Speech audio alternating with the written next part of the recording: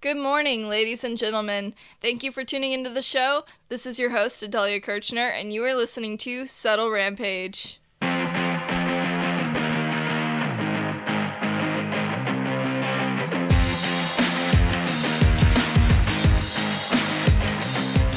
Warning, the following program contains critical thinking, honest opinions, viewpoints on culture that may seem conservative, and a positive view on absolute detestable things such as marriage and children.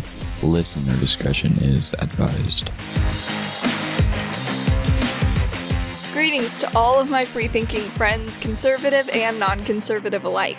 So today we're going to play a little game of I Spy. It's a bit untraditional, but I'm going to say what I spy and where I spy it, and I want you to really try to find what exactly it is I'm spying in each context, okay? Sound good? So the first one that I'm going to give you here is, I spy with my little eye the gay subtext in Flannery O'Connor's A Good Man Is Hard to Find. Don't see it? Okay, because this Catholic lady from the mid-1900s would probably roll in her grave if she could, hearing me say that. But, let's move on to the next one. I spy with my little eye the gay subtext in The Great Gatsby, between Jordan and Daisy. I spy with my little eye the gay subtext in the Bible. Any guesses as to who that's between? Oh, okay, well, King David and his friend Jonathan. Yeah. So I'm sure that makes perfect and complete sense to you, but believe it or not, this is in fact a real literary theory of criticism. It's called lesbian and gay literary theory, which is also known as queer theory. The aspects of queer theory kind of started to come together in the 1980s, and it was officially established in the educational sphere in the 90s. So pretty much what this theory consists of is rejecting the whole idea of heteronormativity, which is the idea that heterosexuality is normal, even though it is, but we have a specific name for it. So that's the whole heteronormativity thing that you'll hear me say probably a few times, but it's also considered a form of power and control of the gay and the straight populace. That's what this theory considers heteronormativity to be. And so the theory evaluates and breaks down literature that makes heterosexual relationships seem preferred and normal and reinforced in society. I don't know if it's just me, but heterosexual relationships are generally preferred in society. They're generally normal in society, and they're generally reinforced in society. Hate to break it to you, but that's like real life. So, yeah, but also what queer theory brings us are concepts such as homophobia, heterosexism, heterocentrism, and my own personal favorite, homosocial bonding. This is my favorite because it's absolute blasphemy. It's pretty much the whole concept. Well, here, I'll give you an actual textbook definition. So this is the definition given by Tyson in her Critical Theory Today textbook. The depiction of strong emotional ties between same-sex characters. Sound familiar? Maybe like the definition of a friendship between same-sex people? So you've got the definition, according to Tyson, is the depiction of strong emotional ties between same-sex characters, which can create a homosocial atmosphere that may be subtly or overtly homoerotic. So it's pretty much, you've got homosocial bonding, which is pretty much a friendship, but it's one that we read into and pretend is homoerotic, whether subtly or overtly. And it's like, okay, well that's nice. I'm glad we get to discuss that now. I'm so excited. So excited. I do find it important to note, though, how integrated these ideas and concepts brought up by queer theory are in the world of academia, in the realm of higher education. If you're a college student, or you're attending university, or you teach at a university, whatever your involvement is with the world of academia, I feel like you can't, unless you're just ignoring it, you can't really deny that it is a pretty big part. Whether it's subtle or it's right there in your face, it is there somewhere in your educational experience, all these concepts brought up by queer theory. And if you go to perhaps a Christian school or a community college and you haven't seen these concepts brought up or you haven't recognized them yet in your educational experience, that's great. I'm happy for you. But tell me why it took me going to a Christian university before I was aware that these concepts and this whole theory actually was a real thing that had a real name. Like, I had been watching this exact ideology in action at my secular university, but I had no idea that there was an official name for it. I just thought my professors were bonkers. And of course, not all of them, but like in these instances, I was like, that's an insane way to look at this. That's an insane way to analyze things. I had no idea that it was a real literary theory that people discuss. Like, that's insane to me. But I think secular schools, and likely many Christian schools, are promoting and normalizing this absurd approach to literature without even disclosing what it is they're actually teaching. For example, I took a course on American literature a couple of years back, and even though the words queer theory, the words lesbian theory, the words gay theory, none of that was ever said, those approaches were used on almost every single piece of American literature that we reviewed in that course. Generally speaking, we would read a work of literature, and we'd come to class and we'd have a discussion about it, and then we'd be asked to analyze certain parts of it. For a large portion of the class, we were encouraged to find the gay and the lesbian subtext in these works of American literature from like the 1800s and the 1900s, most of them written by Catholic and Christian authors, by the way, which is just insane to me. But one story in particular that I'm fond of that I feel like encapsulates my university experience fairly well is what I like to call the story of the they-them senior. So, you've got these courses like the American Literature course that I was just discussing. And then there's a similar approach in other courses, like one of the Introduction to University type courses that I had to take. We read a play called Angels in America. It took place in the 80s when the AIDS epidemic was a huge deal and lots of people were dying and there was no cure, there was no treatment. However, I personally feel that I could get all of that information about that period in time without reading a several 100-page long theater production that includes vulgar language and gay sex, etc., etc. And I mean, that's without mentioning several instances of, like, sacrilegion, since it's talking about angels in America, and it has characters that are supposedly angels, and it's just kind of off-putting to those of us who actually do believe in angels and are based in the Christian faith, but that's besides the point. So my theory, as far as the they-them senior goes, I'll put it this way.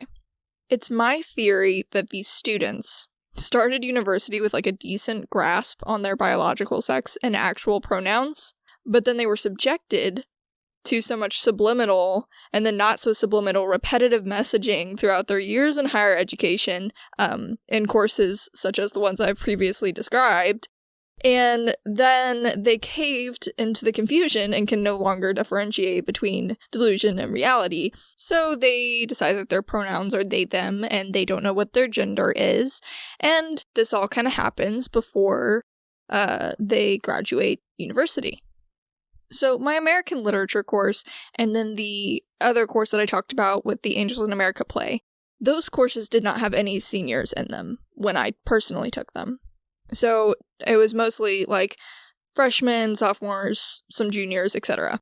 But then I go on to take courses that do have seniors in them. Like, I took a creative writing course, and I took a course on modern European thought, where we spent the entire semester being disturbed by reading Freud. It was in both of these courses in particular where I encountered some of the aforementioned they-them seniors.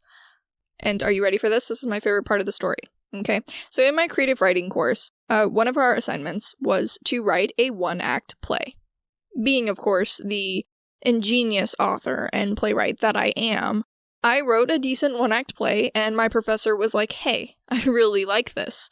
Would you mind reading it in class? And I was like, okay, teacher's pet, sure, why not? So the next class comes around, I read my play, and the they them senior in that class raises his hand and wants to contribute some feedback. And so I'm like, yeah, what's up? And he's like, I loved that so much. The gay subtext was just so comforting to me. Thank you so much. That was just so relatable.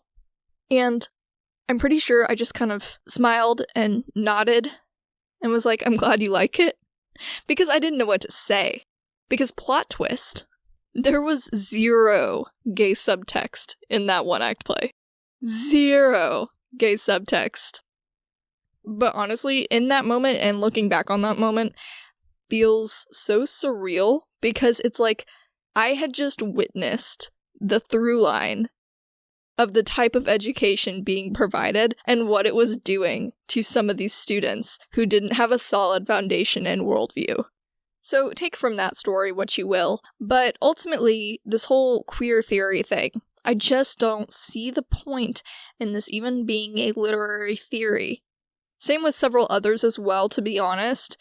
But queer theory in particular doesn't make sense to me. If the goal is, like, truly to acknowledge LGBTQ plus authors like Walt Whitman, etc., like, if that's really the goal, we could just use the good old biographical historical criticism approach. Oh, but wait.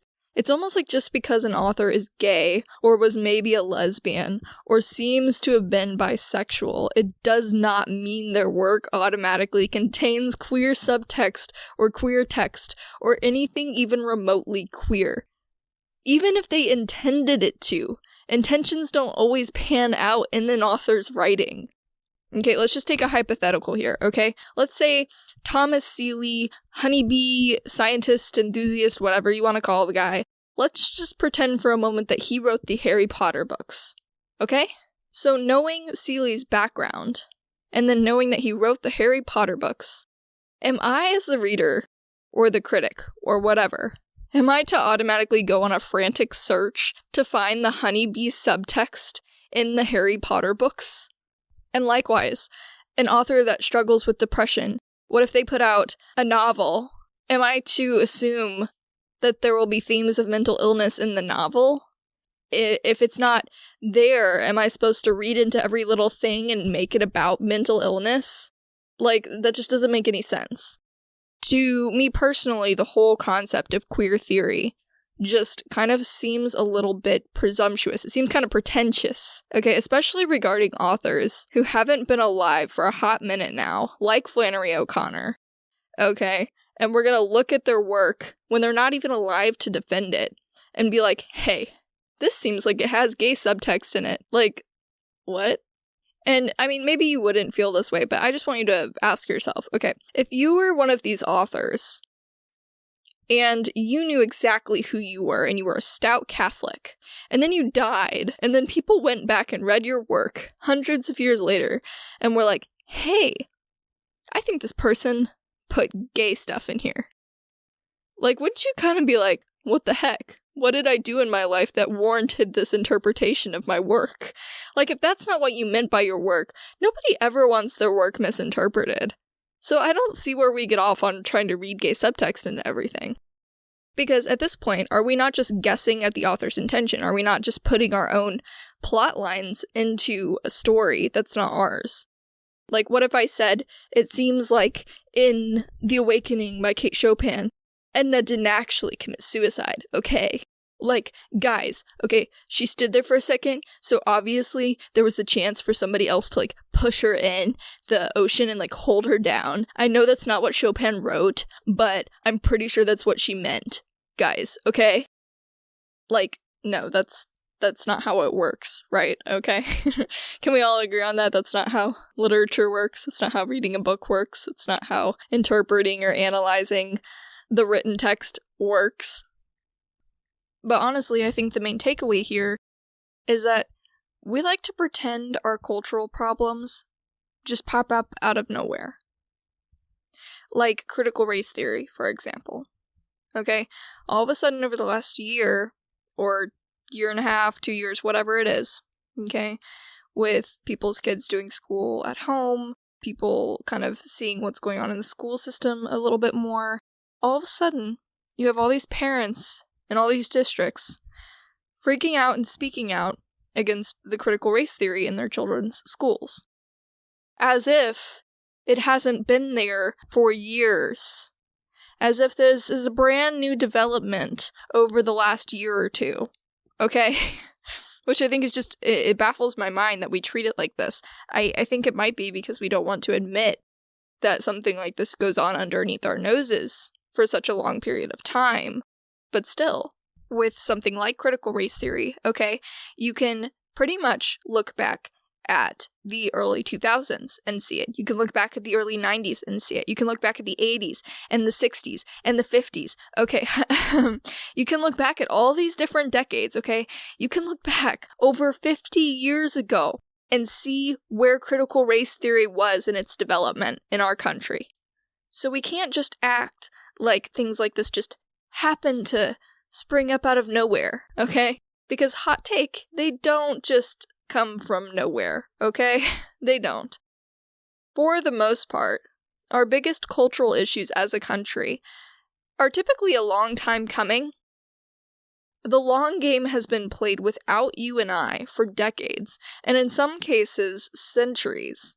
And this queer theory stuff is not, it's not any exception to that rule.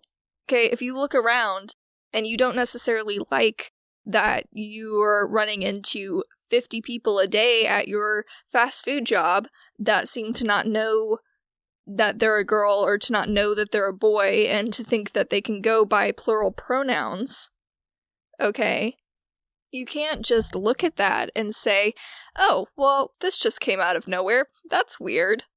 Like, you have to actually take a step back and be like, well, if something this drastic and this, like, weird and this abnormal is all of a sudden normal, then maybe it wasn't really all of a sudden. Maybe things like queer theory have been in place since the 90s. Maybe there's other different things in the gender studies arena, okay, that have been around even longer, okay? You can trace it back further than just the last couple years. This stuff is not something that happens out of nowhere. When you have a movement, when you have something you believe in very, very deeply, when you have a goal or a mission, you set short-term goals and you set long-term goals.